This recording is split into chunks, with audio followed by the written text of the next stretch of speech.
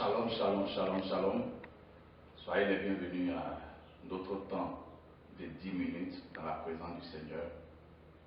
Et nous pensons que ces 10 minutes vous font énormément de bien. Et ces 10 minutes vous impactent au nom du Seigneur Jésus-Christ. Donc que Dieu veille sur vous, qu'il soit davantage avec vous. Que Dieu réalise les désirs de vos cœurs au nom puissant de Jésus-Christ de Nazareth. Il n'a que lui pour accomplir de grandes choses dans vos vies. Alors nous lui demandons de vous exaucer, de vous accorder la paix et la joie par la puissance du Saint-Esprit au nom de Jésus-Christ. Alors ce matin, nous allons méditer notre Bible dans le livre de Job, le chapitre 39, le verset 30. Job 39, le verset 30. Dieu pose une question. Et la question du Seigneur qui pose, il demande, est-ce par ton ordre que l'aigle s'élève? Est-ce qu'il place son nid sur la hauteur? C'est dans les rochers qu'il habite, qu'il a sa demeure. Sur la cime des rochers, sur le sommet des monts. De là, il épie sa proie, il plonge au loin les regards. Ses petits boivent le sang. Et là où sont les cadavres, l'aigle se trouve. Amen, amen. Oh, quelle question énigmatique. Dieu te demande, est-ce que c'est par ton ordre que l'aigle habite les rochers? Alléluia. Est-ce que c'est par ton ordre? Donc la réponse, non.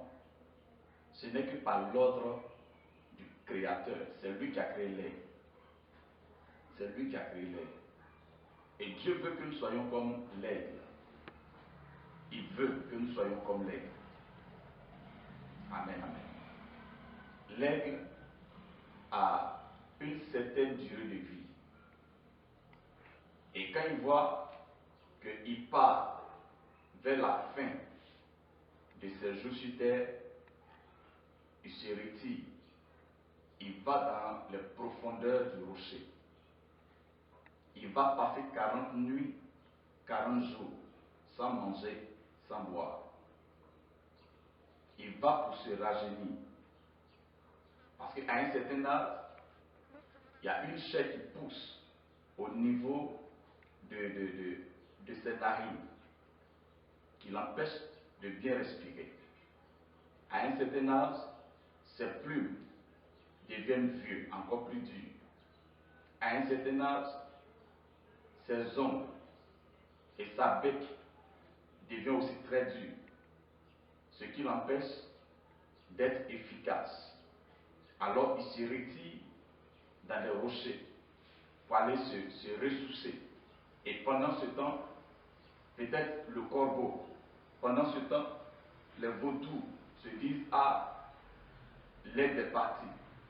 Et donc ce sont eux qui font la loi dans cette période. Mais lui seul sait pourquoi est-ce qu'il s'est retiré. Mais quand il ressort, il devient comme un jeune aigle de 15 à 16 ans. Il devient encore plus efficace. Et quand il vient, c'est la peur dans le camp de ses ennemis, dans le camp de l'adversité. Alléluia. Et nous voyons que tout animal, même le lion, quand le lion accouche, quand il fait ses petits, il leur donne du lait. Un oiseau aussi, quand l'oiseau casse ses œufs, il attrape des petits insectes pour venir nourrir ses petits. Mais la différence, c'est que l'aigle, Job ici nous dit, les petits du lait boivent que du sang. C'est-à-dire qu'il ne les nourrit pas de la chair, mais il les... Pourquoi le sang? Le sang, c'est une alliance. L'aigle accomplit ces choses. L'aigle, c'est un animal très mystérieux. Et Dieu veut que nous soyons comme l'aigle, d'être des personnes mystérieuses.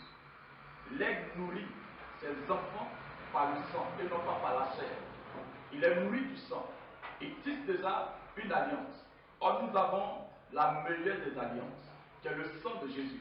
Dans une alliance, mes faiblesses deviennent les faiblesses de Dieu. Mes défauts deviennent les défauts de Dieu. Et ce qui est bon de Dieu devient pour moi. C'est ça une alliance. Une alliance, on se partage. C'est-à-dire que mes faiblesses sont pour l'autre et sa force est ma force. Ma pauvreté appartient à Dieu et sa richesse m'appartient. Ma défaite appartient à Dieu et sa gloire m'appartient. Dieu veut que nous soyons ici, que nous puissions bâtir une alliance solide avec lui, que nous puissions marcher comme l'aigle. L'aigle jette ses regards très loin. Il pense loin. Il ne pense pas tout près. Mais toi, parce qu'aujourd'hui peut-être tu n'as pas mangé, peut-être qu'aujourd'hui tu n'as pas eu l'argent, tu te dis que Dieu t'a abandonné. Peut-être qu'aujourd'hui tu souffres, tu penses que c'est la fin de ta vie. Nous les hommes disons, tant qu'il y a de l'espoir, il y a la vie. Donc espère en Dieu. Il est cas que là où se trouvent les cadavres, là se trouve l'aigle. Or nous savons tous que l'aigle ne mange pas les cadavres. L'aigle ne mange pas un animal que lui-même n'a pas tué. Donc pourquoi est-ce que l'aigle peut se trouver parmi les cadavres? Et le cadavre ici, c'est le païen. Le cadavre ici, c'est celui qui ne connaît pas Dieu. La Bible déclare que celui qui ne connaît pas Dieu est mort, quoique vivant. Donc c'est parmi les païens que Dieu nous envoie. C'est parmi les païens que Dieu nous envoie. Dieu ne t'a pas appelé pour te faire asseoir entre les 4000 de ton église. Mais Dieu t'appelle pour aller faire des disciples là où les païens se trouvent. Dieu t'appelle pour aller faire des disciples là où les païens se trouvent. Christ nous a montré l'exemple. Il allait chez Zachée. Et de par sa visite, Zachée a été sauvé.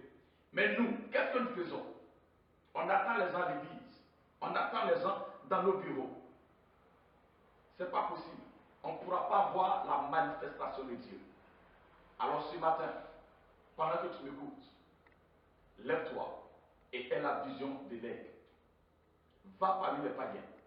C'est là-bas que Dieu prévoit te bénir. Va parmi les païens. C'est là-bas que Dieu prépare ta bénédiction. Il y a plus de joie au ciel lorsque un pécheur se convertit, lorsque un pécheur se donne au Seigneur. Donc ta gloire, la richesse que tu cherches, n'est pas dans l'église, n'est pas dans ton bureau, n'est pas dans ton église, n'est pas entre les 4 murs, mais la richesse que tu cherches se trouve dans les mains du païen. C'est lui que Dieu prépare pour te visiter. C'est lui que Dieu prépare pour te bénir. La richesse appartient au païen. Dieu a donné cela au païen. Lève-toi, va évangéliser. Lève-toi, va conquérir le monde des païens. Va transformer la vie des païens. Quand le païen est sauvé, il est capable de te donner un héritage. Il est capable de te bénir au-delà de ton entendement. Dieu passera par les païens pour te visiter. La reine de Séba est venue bénir la vie de Salomon. Lève-toi, va dans le monde des païens, parler de la part de Dieu. Que Dieu te donne cette grande vision. Que Dieu te bénisse, qu'il te rende riche au-delà de tes attentes. Que Dieu façonne ta mentalité, qu'il te donne tout ce que ton cœur désire. Pendant que tu t'élèves pour aller évangéliser, pendant que tu parles aux païens, que les cœurs soient touchés. Pendant que tu parles aux païens, que les cœurs soient touchés. Au nom puissant de Jésus. Que Dieu te bénisse, sois béni et béni au nom de Jésus-Christ de Nazareth.